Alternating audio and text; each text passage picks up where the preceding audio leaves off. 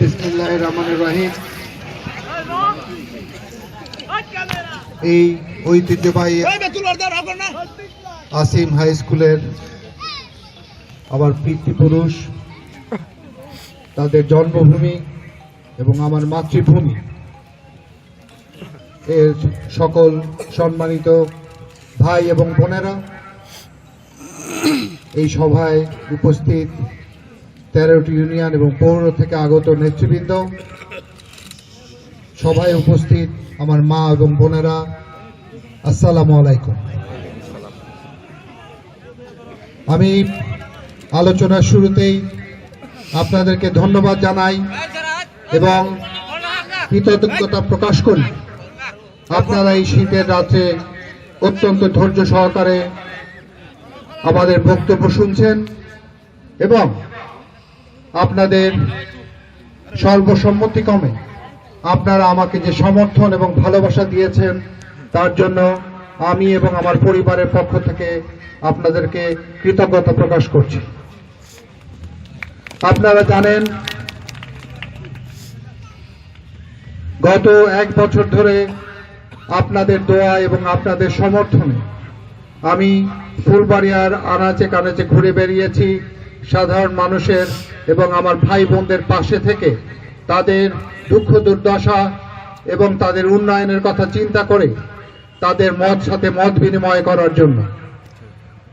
মাত্র কয়েকদিন আগেই একটি চক্রান্তের শিকার হয়ে আমি আপনাদের সেই মনোবাঞ্ছা পূর্ণ করতে পারি নাই, তার জন্য আমার মনে দুঃখ ছিল।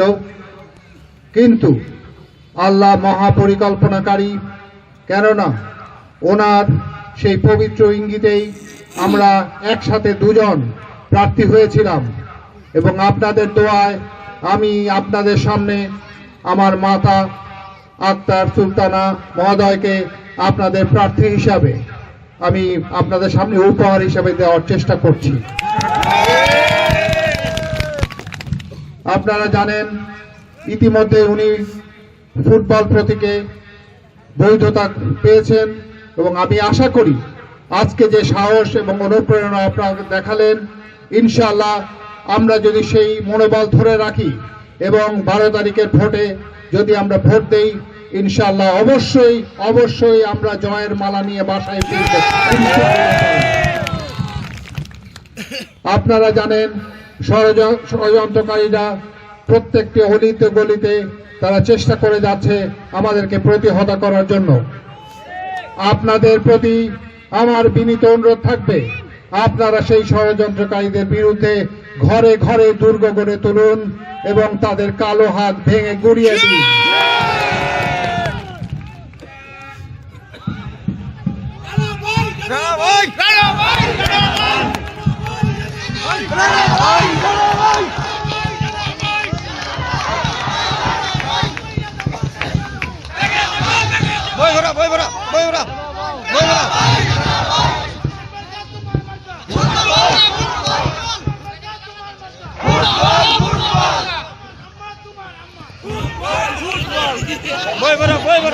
আজকে এই সফল জনসভা থেকেই আমাদের বিজয়ের পথযাত্রা শুরু হলো।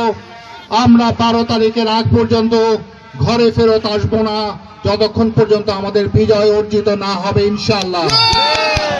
আমি আপনাদের কাছে আমার মার জন্য দোয়া চাই এবং আপনাদের মূল্যবান ভোটটি আমার মাকে দিবেন, আমি এই আশা করি। আমাদের হাতে অত্যন্ত সময় কম, আমরা প্রত্যেকটি ইউনিয়নে আমরা আরো জনসভা করব, আপনারা আমার মার জন্য দোয়া করবেন। আমি আমার বক্তব্য দীর্ঘায়িত করব না, কারণ এই শীতের রাত্রি আপনাদের জন্য কষ্টকর হয়ে যাচ্ছে। আমি পরিশেষে আপনাদের সুস্বাস্থ্য কামনা করি এবং আপনাদের মঙ্গল কামনা করি। আমি আবারও আপনাদের কাছে দোয়া চেয়ে আমার মার সুস্বাস্থ্য কামনা করে আমি আমার বক্তব্য শেষ করছি। আসসালামু আলাইকুম।